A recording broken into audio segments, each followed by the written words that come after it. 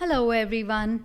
Welcome to the Quest Center's course on Data Analytics with Python. इस video के साथ हम हमारे कोर्स का सेकंड मॉड्यूल शुरू कर रहे हैं। पहले मॉड्यूल में हमने पाइथन का इंट्रोडक्शन दिया था, वो आपको एक अलग प्लेलिस्ट में हमारे यूट्यूब चैनल पे मिल जाएगा। इस मॉड्यूल में हम पाइथन लाइब्रेरीज डिस्कस करना शुरू करेंगे। तो चलिए let's dive deep inside Python libraries.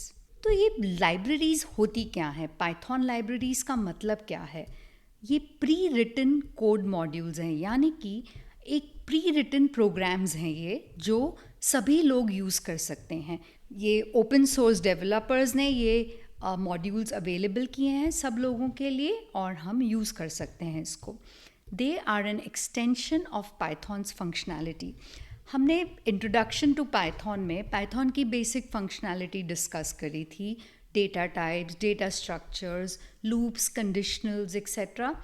In libraries से पाइथन की बेसिक फंक्शनैलिटी को आगे बढ़ाया जाता है and they provide efficient performance of complex tasks like data analysis, machine learning, web development etc.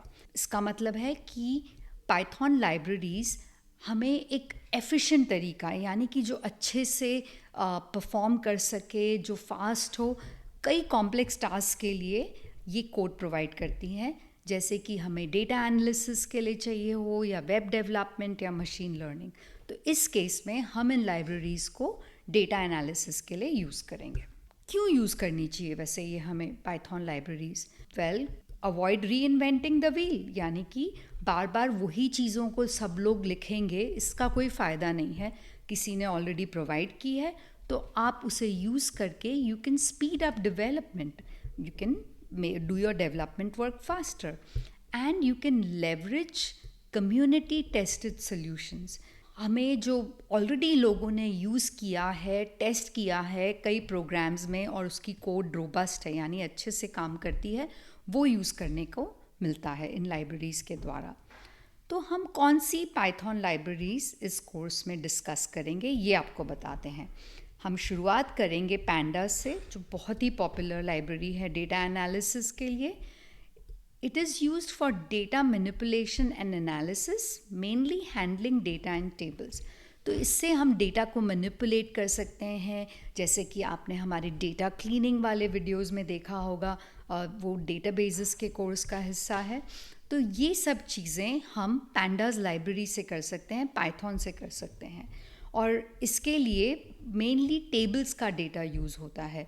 और भी लाइब्रेरीज़ हैं, नमपाई, जैसे कि वो न्यूमेरिकल ऑपरेशंस के लिए, एडवांस्ड न्यूमेरिकल ऑपरेशंस और वर्किंग विद अरेज के लिए है। Matplotlib is for data visualisation, creating graphs and charts. तो आप सोच रहे होंगे कि हम यही चीज़ें तो गूगल शीट्स में भी कर लेते हैं, एक्सेल में भी कर लेते हैं, जैसे डेटा मैनिपुलेशन के एग्जांपल्स हमने दिए थे, और हम ये चीज़ें सीक्वल क्वेरीज से भी करते हैं, विजुअलाइजेशंस हमने टैब्लो से भी किए हैं। तो पाइथन क्यों यूज़ करना चाहिए इसके लिए? आप देखेंगे कि अलग अलग कंपनीज़ में अलग तरह के टूल्स यूज़ होते हैं और कई बार ज़्यादा एफिशिएंसी अपना खुद का कोड लिखने में आती है। इसीलिए पाइथन और पाइथन की लाइब्रेरीज़ काफ़ी पॉपुलर हैं, जो काफ़ी एडवांस लेवल पे डेटा एनालिसिस करते हैं उन कंपनीज़ के लिए। I hope you are excited to learn more about Python libraries after listening to this introduction.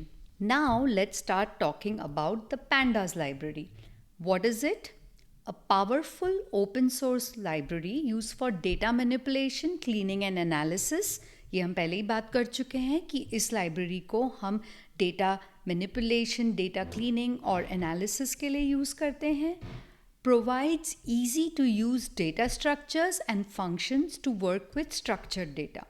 इसका मतलब है कि ये लाइब्रेरी हमें already built in data structures और फंक्शंस देती है, जो हम कोई स्ट्रक्चर्ड डेटा यानी टैबुलर डेटा के साथ में यूज़ कर सकते हैं। इसकी लाइब्रेरी के की डेटा स्ट्रक्चर्स क्या हैं? एक तो है series, which is a one dimensional labelled array. दूसरा है data frame, a two dimensional labelled data like an Excel sheet और अ सीक्वल टेबल। तो पाइथन के जो रेगुलर डेटा स्ट्रक्चर्स हैं, लिस्ट, डिक्स, ट्यूपल सेट्स, वो तो होते ही हैं, इसमें यूज़ करते ही हैं हम। उसके अलावा इस लाइब्रेरी में हमें ये 2 डेटा स्ट्रक्चर्स मिलते हैं। सीरीज़ को एक सिंगल अरे, जैसे कि आप सोचो एक स्प्रेडशीट का एक कॉलम सीरीज़ है और डेटा फ्रेम एक्चुअली 2 डिमेंशनल है। जैसे कि कोई भी स्प्रेडशीट की टेबल या सीक्वल क्वेरी में जो हम टेबल यूज़ करते हैं जिसमें रोज़ और कॉलम होते हैं, वो डेटा फ्रेम है। तो लाइब्रेरीज़ के साथ काम करने के लिए हमें उन्हें पहले इंपोर्ट करनी पड़ती है अपने कोड में। तो we usually import pandas as PD.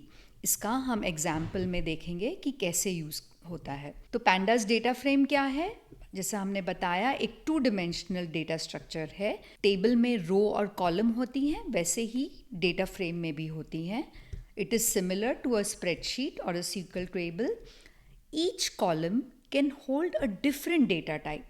ये इंटरेस्टिंग बात है। टेबल के हर कॉलम में अलग अलग तरह का डेटा हो सकता है, जैसे किसी में नंबर्स हो सकते हैं, किसी में स्ट्रिंग्स हो सकते हैं, एग्जैक्टली जैसे हमारी स्प्रेडशीट की टेबल्स होती हैं। And each row represents a single observation और रिकॉर्ड। ये स्टैंडर्ड है, जैसे हमने डेटाबेसेस में सीक्वल क्वेरीज में भी देखा था कि रो को रिकॉर्ड बुलाते हैं।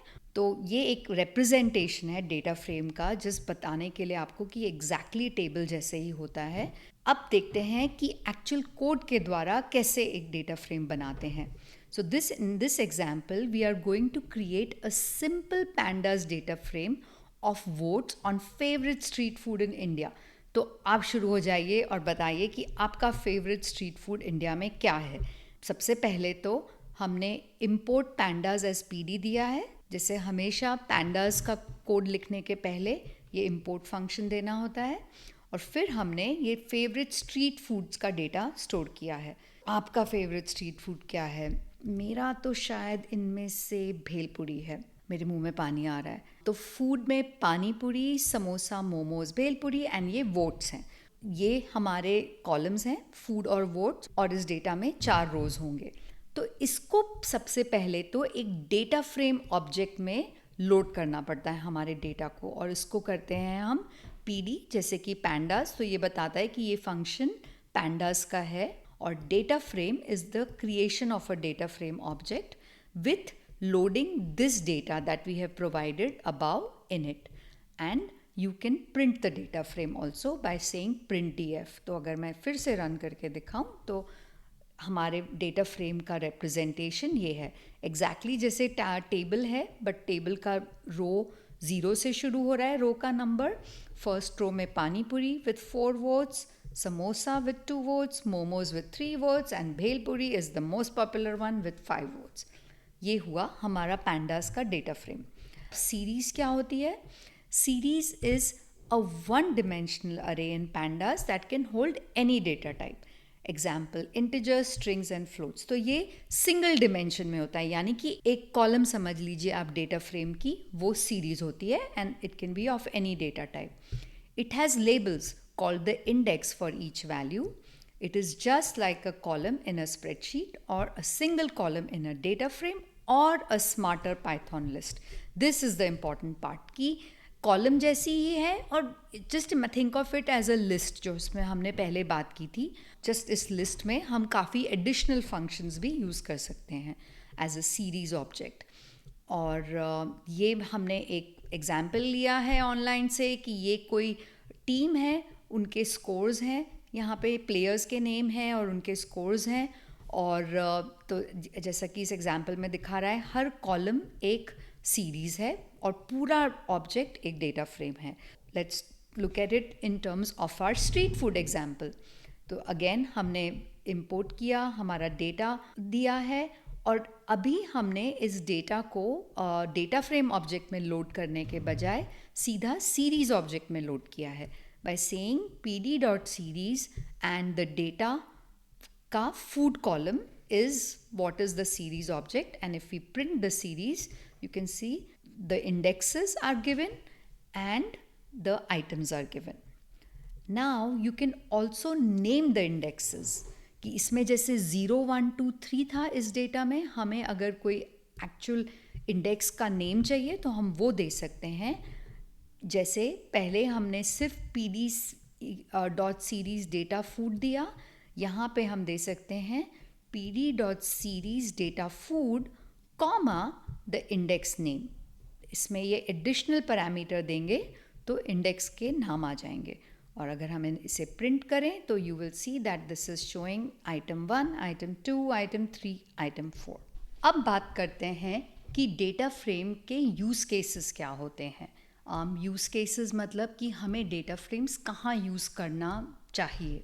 सबसे पहले loading data sets from CSV और एन एक्सेल फाइल, यानी कि डेटा सेट्स जो हमारे होते हैं एक्सेल फाइल्स में होते हैं या CSV में होते हैं, वो हम डेटा फ्रेम ऑब्जेक्ट में लोड करते हैं।